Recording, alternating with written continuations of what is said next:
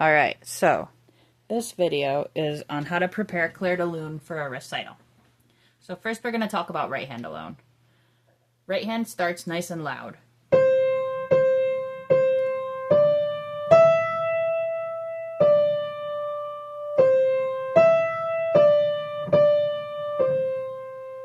You can make that last thumb there a little quieter if you want to make it sound like a nice ending. Then, when you play that same melody again on the next line, it's quiet.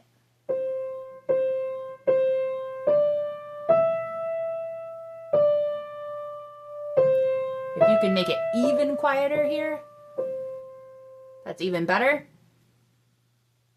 So let me show you from the beginning.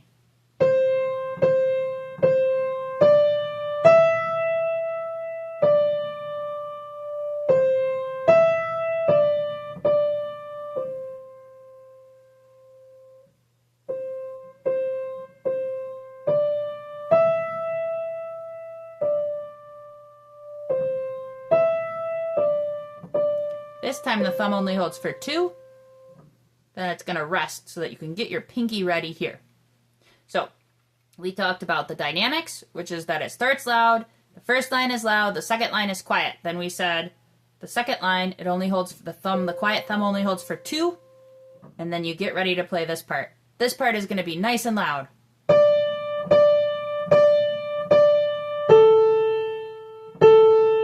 Now this pinky is going to be loud. Now you're going to play the next note kind of loud, then medium, then quiet, then very quiet. So each one is going to get quieter.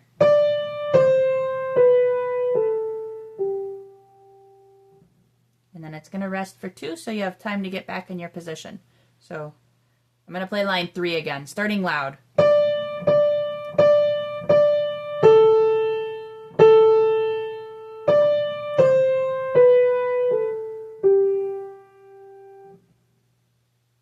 Then the last line is going to be loud.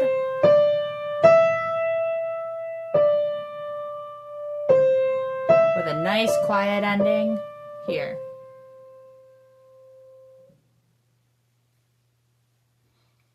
So starting from the beginning, first I'm going to talk just about the louds and quiets, and then I'm going to talk about some other stuff, and then I'll play it again so you can hear everything together. So this time, focus really hard on the louds and quiets I'm doing. I'm starting loud.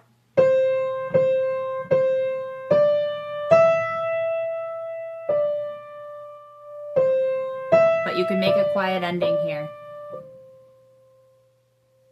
Now I'm playing quiet.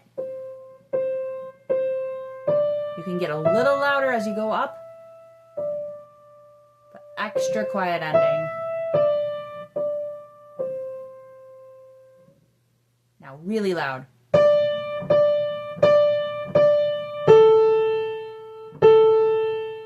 Getting quieter. Now nice and loud.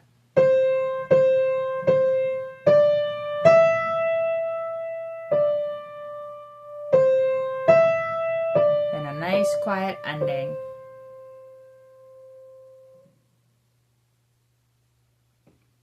All right, so that was the louds and quiets. Now there's a couple other things to pay attention to here.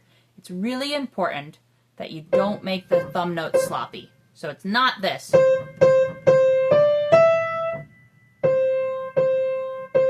Your goal is to make them as connected as you can. And one way to do that is make sure that you're grabbing with your thumb. But whatever you do, don't just bop them on the head. So connected here.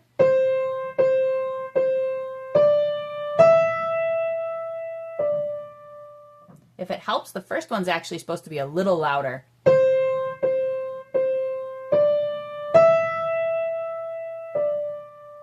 Sometimes it helps people to make that first one a little louder. It helps them connect it.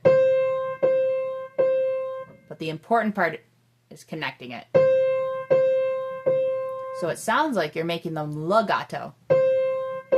Completely connected, even though you're not really, because it's the same note over and over. It would be impossible to play it actually legato.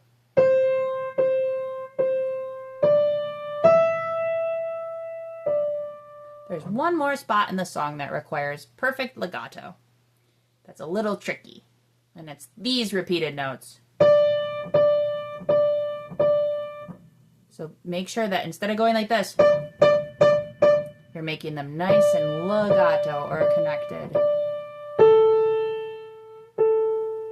So for these, the first and the third would be a little louder. So it would be like 1, 2, 3, 4.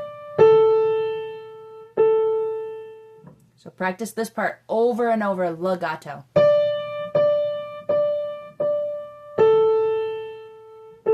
You should practice just those 6 notes over and over and over and over.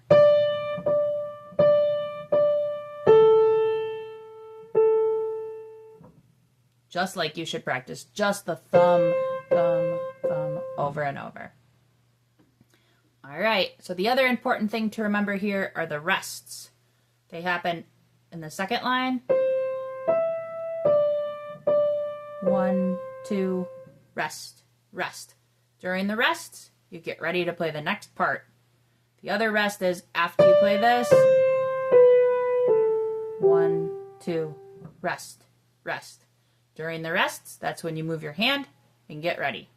The other spots do not rest, so it's important to remember at the end of the song to hold it all the way for 4, and on the first line to hold it all the way for 4.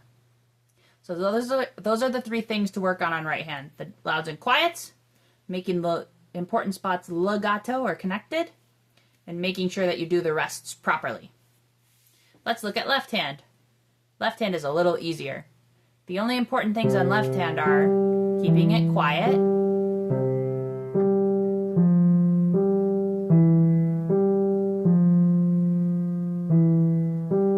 all of it's quiet except, we'll get to a not quiet part in a second, but for now let's talk about thing number 2. It's important to do the right fingering here. So make sure you do the 3, 1, 2, 4 so that you can reach that pinky nicely. All right, we're coming to the final important thing. You can be loud here. So when you get to the part where it's 1, 2, 3, 4, it's gonna go loud, kinda loud, medium, quiet. And then it goes right back to being quiet for the whole rest of the song.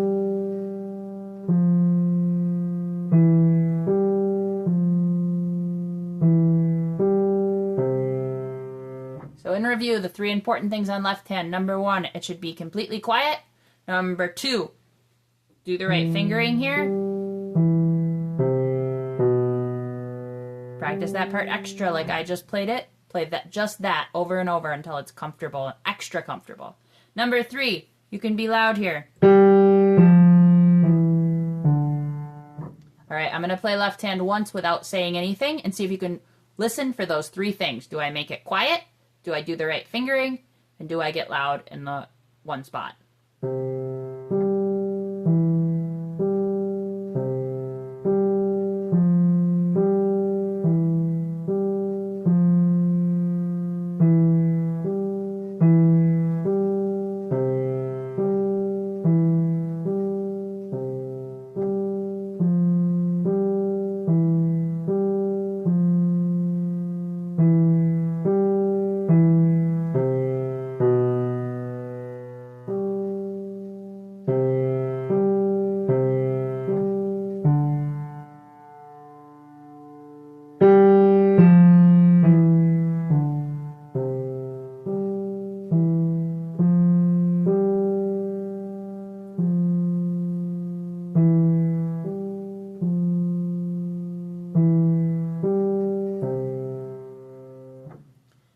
I'm going to show you both hands twice. The first time I'm going to talk, the second time I will not talk at all and you can just listen.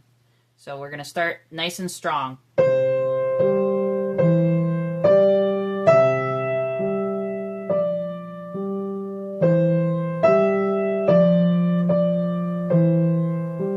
Now this is nice and quiet.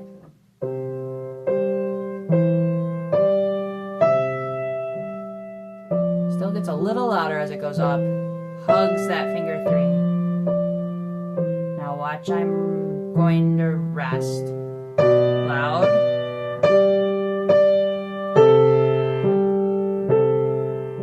Starts loud.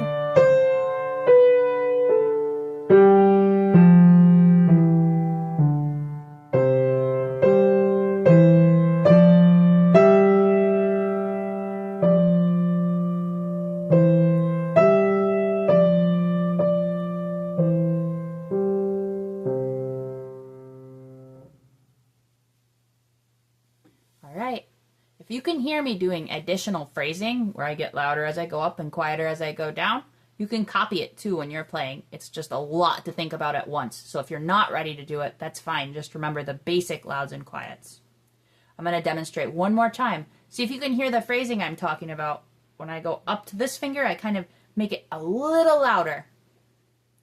All right, see if you can hear the dynamics, and watch for the rests, and watch for my good fingering on left hand.